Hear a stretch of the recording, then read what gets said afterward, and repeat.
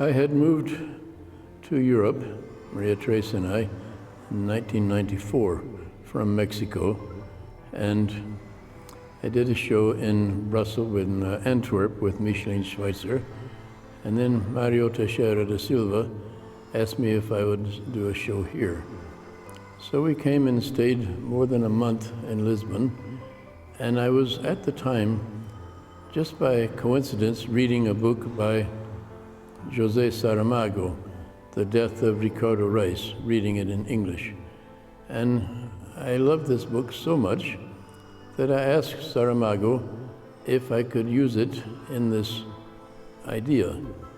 So I took the book and I walked all over Lisboa looking at what was there, looking at garbage, looking at restaurants, looking in hardware stores, every kind of place, just looking, and using Saramago and Ricardo Reis as my guide for seeing Lisbon.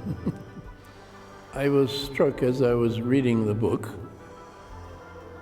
by the strange quotableness of so many of the phrases, so many of the sentences and paragraphs, and they just stayed in my mind.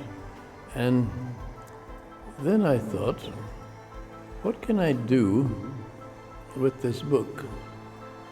What can I do with this idea and these things that I find? Because the things that I found were completely senseless. And they almost made sense if they were in a different context. A little scrap of a porcelain wash basin, this beautiful sculpture, it almost makes sense in a different context. And all of these sentences and paragraphs from Saramago almost make sense in some other context. So I thought, if I made kind of senseless combinations of things I find with parts of the book, with paragraphs and sentences that have some sort of almost sense, I could make the words and the objects almost talk to each other. When I did this originally, I made the stone axe as I was talking. And then Maria Teresa Alves was the camera person, and she started talking.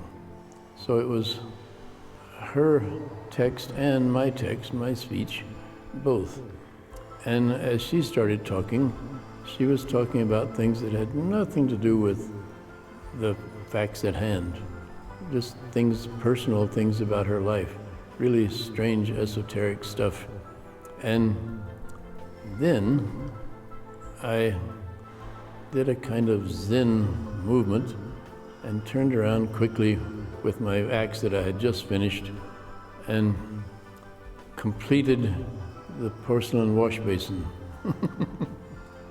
I have these stones for a long, long time, and they are all different kinds of agate and quartz and quartzite, and each one is quite beautiful, but they're so small and so free form, and so many of them, you cannot really look at any of them.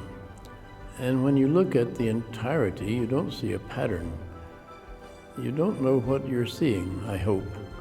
But if you keep looking, you see that it is very many stones almost in motion. When we moved to Europe in '94, the first thing I noticed, I had already noticed before, Europe likes being made of stone. Europe likes the idea that it is made of cities, and the cities are made of stone, and they are dictatorial, so that if you walk in the city, you must walk in the way that the stones are placed for you to walk. If you walk in the desert or in the forest or in the hills or the mountains, you walk wherever you want to walk, kind of like, and it will change every day almost. If you're in the forest, you can't walk in the same place the next day. Something will have changed. But in the city, you must walk in the same place every time you walk.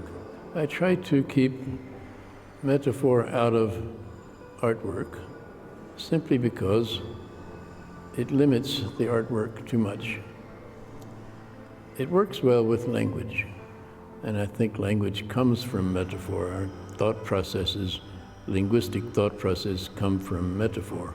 So it can work well in poetry, it can be a trap in poetry, but in visual art or in music, it's too limiting, and it makes you think you understand.